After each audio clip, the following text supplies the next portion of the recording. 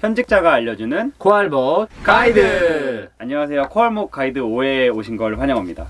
오늘의 주제는 이더리움인데요. 기술적인 얘기가 많아서 네, 좀 비트코인이 어려우셨다면 이더리움은 더 어려우신 분들이 많을 것 같아요. 맞습니다. 말씀하신 대로 우리가 이제 비트코인 얘기할 때도 일상생활에서는 쓰지 않는 용어를 써가면서 설명을 맞아요. 자꾸 많이 해요. 업계 특성인 것 같아요. 예, 예를 들어서 사실 뭐 스마트 컨트랙트라는 단어, 탈중앙화 이런 단어도 이 업계에서 많이 쓰지만은 잘 생각해보면 이런 단어 잘 안 쓰거든요. 최대한 안 쓰면서 제가 한번 설명하는데 걸 시도를 한번 해볼까 합니다. 완전 기대해 보겠습니다. 예. 이더리움이 굉장히 성공적인 프로젝트이다 보니까 이더리움을 벤치마킹해서 나온 프로젝트들이 많이 있는데 네. 그래서 그런 것들을 다 이제 총괄해가지고 우리가 흔히 퍼블릭 블록체인이라고 이렇게 얘기를 하잖아요. 네. 사실 이제 오늘 하는 말씀드릴 얘기는 퍼블릭 블록체인에 대한 얘기인데 이제 거기에 대표 주자가 이더리움이다 보니까 이제 이더리움을 중심으로 설명을 일단 해드리고 그래서 이더리움을 이해를 하시면은 이 퍼블릭 블록체인이라는 카테고리에 들어가는 다른 코인들도 여러분들이 다 이해하는데 도움이 되지 않을까 싶습니다. 지난번에는 네. 비트코인을 설명해 주실 때 네, 비트코인이라는 네트워크를 사용할 수 있는 회원권이라고 이렇게 비유를 해주셔서 설명을 해주셨잖아요. 맞습니다. 예. 근데 이더리움도 그렇게 설명을 해주시는 건가요? 예, 맞습니다. 정확히 말씀을 해주셨는데 이더리움도 이더리움 블록체인 네트워크가 제공해주는 서비스를 사용할 수 있게 해주는 회원권이 이더라는 이제 코인인 거고요. 사실 네. 여기서 하나 또 짚고 넘어가고 싶은 게 많은 분들이 이더리움이랑 이더라를 이렇게 혼합해서 사용을 하시는데 엄밀히 말하면 요거는 다른 거거든요. 그렇죠. 네. 이더리움은 이더리움 블록체인 네트워크를 명칭을 하는 거고 네. 이더는 이더리움 네트워크에서 사용되는 코인을 얘기하는 거고. 비트코인에서는 서비스가 돈을 송금할 수 있는 거라고 하셨잖아요. 네. 이더리움에서는 그 서비스가 예. 어느 정도까지 커버를 하는지. 네. 이더리움이라는 거를 오퍼레이팅 시스템, 흔히 우리가 OS라고 얘기하는 운영 체계에 비유해서 말할 수가 있는데 이더리움이라는 OS 상에서 작동하는 소프트웨어 앱을 사용하게끔 해주는 그런 서비스가 이더리움 네트워크가 제공하는 서비스인 거예요. 여기서 OS라고 방금 말씀을 해주셨잖아요. 예. OS가 사실 어려운 분들도 있으실까봐 좀 네. 설명해드리면 흔히 쓰는 컴퓨터에서 윈도우나 아니면 뭐 맥을 쓰신다면 맥, 뭐 핸드폰에서는 iOS나 안드로이드 이런 게 좀 OS거든요. 그렇죠. 이런 OS 자체가 예. 이더리움 블록체인이라는 거죠. 그렇습니다. 예. 우리가 매일 사용하는 카톡이나 뭐 네이버라든지 아니면 요기요 같은 어떤 앱들은 이제 보통 이런 OS를 기반으로 작동하는 코딩을 통해서 자동화된 앱 서비스인 거죠. 이 앱들도 보통 iOS 버전이 있거나 안드로이드 버전이 있거나 이렇게 버전이 따로 나오는 거잖아요. 이더리움 상에서도 이더리움도 OS면은 이더리움의 OS 기반인 앱이 따로 필요한 거인 거죠. 기존의 iOS나 네. 안드로이드, 뭐 윈도우나 맥에서도 충분히 좋은 서비스를 만들 수 있고 더 대중화시킬 수도 있을 것 같은데 네. 이더리움 플랫폼에서 왜 작동하는 앱을 써야 하나 이런 예. 것도 궁금하거든요. 예. 기존에 우리가 알고 있는 앱들의 많은 문제점을 해결할 수가 있기 때문이에요. 그래서 여기서 문제점이라는 거는 중개인이라는 단어로 표현을 할 수 있을 것 같아요. 사실 우리는 중개인이 항상 서비스를 받으면서 생활하고 있기 때문에 이게 왜 네. 문제인지 잘 많이 못 느끼지만은 우리가 인터넷에서 쓰는 여러 가지 서비스들은 사실 중개인이 제공해주고 있는 거기 때문에 인터넷하고 유저하고 사이에 서비스를 제공해준 접점에서 이제 중개인이 존재하는데 네. 이들이 컴퓨팅 로직하고 컴퓨팅 파워를 제공을 해줘서 그걸로 만들어진 서비스를 우리한테 제공해주기 때문에 그들이 존재하는 거고 근데 만약에 그 중개인이 만약에 없는 서비스가 가능하다면은 중개인이 있음으로 인해서 포기해야 되는 여러 가지 이점들을 포기 안 하고 챙길 수 있다는 이제 그런 장점이 있는 거죠. 중개인이 없다라고 했을 때의 장점은 네. 제가 바로 생각나는 것은 사실 중개 수수료가 없는 거거든요. 예. 뭐 다른 또 추가적인 장점이 있는 건가요? 예, 우리가 카카오 택시나 네. 에어비앤비 같은 서비스를 사용한다 치면은 이제 이들은 중개인인 거잖아요. 네. 중간에서 서비스를 이게 바이어 셀러를 매칭시켜주고 어느 정도 일정 그 수수료를 네. 취하기 때문에 수수료에 드는 비용은 사용자들이 사실 지불하고 있는 건데 그런데 만약에 이들이 중개인이 없고 서비스가 구현이 된다면은 거기서 그들이 취하지 않은 이익들은 서비스를 사용한 사람들한테 돌아갈 수가 있는 거죠. 그게 네. 지금 얘기한 수수료인 부분인 거고 수수료 아닌 부분은 뭐냐면은 네. 우리가 흔히 공짜라고 생각하는 서비스들 있잖아요. 예를 들어서 뭐 네이버나 카톡 같은 그런 네, 서비스들은 저도 그게 되게 궁금했거든요. 예, 요즘 이제 그 수수료를 따로 뭐 우리한테 챙겨가고 있지는 않지만은 네. 그 대가로 우리가 이들한테 개인 정보나 어떤 우리의 인터넷상에서 행하고 있는 그런 행위들이 데이터로서 그들한테 제공이 되고 있는 거고, 그런데 이제 이더리움 네트워크가 이런 중개인 없이 네트워크 상에서 제공해주는 컴퓨팅 파워와 컴퓨팅 로직을 사용해서 그런 서비스를 대신 해준다면은 개인 정보라든지 아니면은 중개인이 수수료가 때문에 빼앗기는 어떤 여러 가지 비용이라든지 이런 거를 지불하지 않고 좀 더 여러 가지 효율적인 서비스를 제공받을 수 있다는 거죠. 근데 이제 한 가지 여기서 우리가 짚고 넘어갈 건 뭐냐면은 네. 이더리움 네트워크가 컴퓨팅 로직하고 컴퓨팅 파워를 제공해 주는데 네. 이게 이제 사실은 공짜가 아닌 거죠. 한 사람이 제공해 주는 건 아니지만은 네. 네트워크에 분산된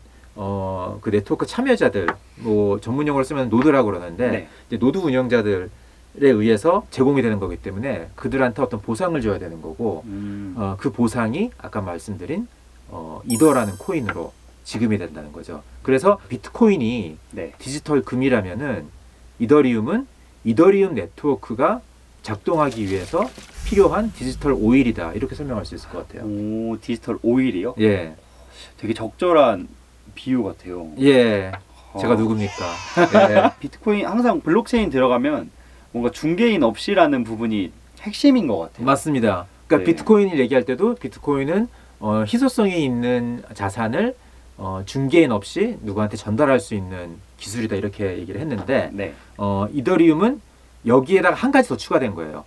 중개인 없는 자산 거래도 가능하고 중개인 없는 컴퓨터 코딩의 실행이라는 기능이 추가됐다고 보면 되는 거예요. 딱 뭔가 이 부분이 스마트 컨트랙트에 해당하는 맞습니다. 부분이죠. 예, 맞습니다. 디지털 오일이라고 표현을 해주셨잖아요. 네. 근데 이 표현이 되게 재밌는 것 같아요. 기름이라고 생각을 해보면 예. 저희가 자동차나 뭐 이런 기름을 되게 많이 써서 네. 수요가 많아져서 예. 거기 공급이 못 따라갈 때 예. 수요 공급 버티기 위해서 이렇게 가격이 올라가잖아요. 예. 그런 것처럼 이 디지털 오일인 이더리움 상에서도 네. 그런 경우가 있을까요? 네, 맞습니다. 그래서 이더리움 네트워크가 제공해주는 서비스가 사람들한테 굉장히 유용하게 느껴져서 많은 네. 사람이 그 서비스를 사용하고 싶다고 생각을 하면은 이제 이더의 공급이 일정하다고 가정을 하면은 네. 수요가 늘어나니까 이더의 가격은 올라가는 상황이 나오겠죠. 지난번에 제가 이제 비트코인을 설명을 할 때 비트코인이 네트워크이기 때문에 네트워크의 가치를 설명해주는 메트칼프 법칙에 의해서 사용자 수가 늘어나는 거와 비례해서 가치가 올라간다는 말씀을 드린 적이 있는데 네. 이더리움도 사용자 수가 늘어나는 거와 비례해서 그 네트워크의 가치는 올라가는 거고 그거에 맞춰서 이더의 가치 또한 상승할 수 있다, 이렇게 얘기할 수 있을 것 같습니다. 그래서 실제로 이런 예가 최근에 이제 일어난 게 이제 이번 여름에 디파이가 굉장히 핫했었는데 근데 디파이에 대한 수요가 늘어나면서 이더 가격이 많이 올랐죠. 네. 그래서 이런 것이 바로 이더리움 네트워크가 제공하는 서비스에 대한 수요가 늘어나기 때문에 그것이 이더의 가격 상승으로 이어진 아주 좋은 예가 아닌가 이렇게 싶습니다. 네, 그렇죠. 진짜 정말 잘 와닿네요. 디지털 오일. 아, 그래요? 네. 예, 보람을 느낍니다, 오늘도. 아까 제가 말씀드린 게 퍼블릭 블록체인이라는 이제 하나의 카테고리가 형성이 됐다고 얘기를 했잖아요. 네. 그러니까 이더리움 외에도 이 퍼블릭 블록체인에 들어가는 그런 다른 블록체인 프로젝트들이 있는 건데 그 예로 뭐 이오스나 트론이나 뭐 카다노나, 그러니까 이들의 가치를 측정할 때도 우리가 실제로 이 네트워크 상에서 얼마나 많은 사용 예가 나오고 있는지 그거를 보는 것이 굉장히 중요할 것 같아요. 그래서 그냥 단순히 뭐 이런 뉴스가 나왔다, 이런 카더라 통신 같은 그거 따라서 거래를 하는 게 아니라 실제로 진짜 어떤 근본적인 펀더멘털 가치를 알고 싶으면은 실제로 트론이나 이오스나 카더나 이런 네트워크 상에서 얼마나 많은 앱 서비스가 실제로 개발이 되고 있는지 이제 이런 거를 보고서 그 네트워크의 가치를 판단할 수 있지 않을까, 이렇게 생각합니다.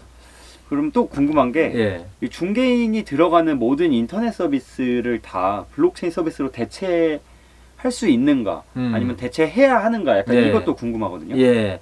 그래서 이제 그게 지금 이제 블록체인 업계가 끊임없이 이제 연구하고 있는 부분인데 네. 중개인을 없애기 위해서 사실 좀 희생해야 되는 부분도 꽤 있거든요.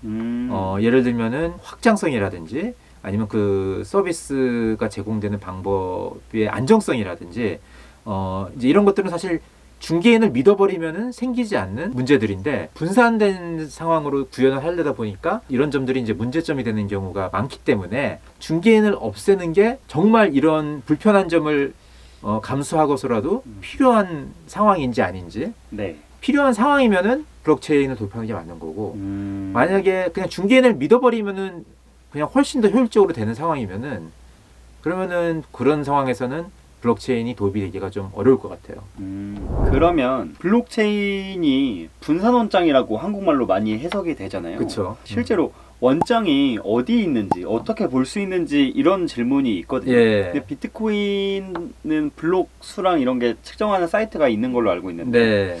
이더리움은 어디서 볼 수 있나요? 예, 이더리움도 마찬가지로 이더리움 네트워크 상에서 일어나고 있는 거래 내역을 알기 쉽게 보여주는 그런 서비스가 있습니다. 이제 대표적으로 가장 많이 쓰는 서비스가 이제 이더스캔이라는 곳인데 협업사인 젠글 공동대표의 네. 이현우님을 그때 초청을 해가지고 설명해 주시는 시간을 잠깐 가졌었어요. 그럼 다 같이 영상 한번 네, 보시죠. 보시죠. 안녕하세요, 코빗의 피터입니다. 안녕하세요. 저는 가상자산 공시 플랫폼 젠글을 운영하고 있는 크로스앵글의 공동대표이자 공동 창업자인 이현우라고 합니다. 반갑습니다.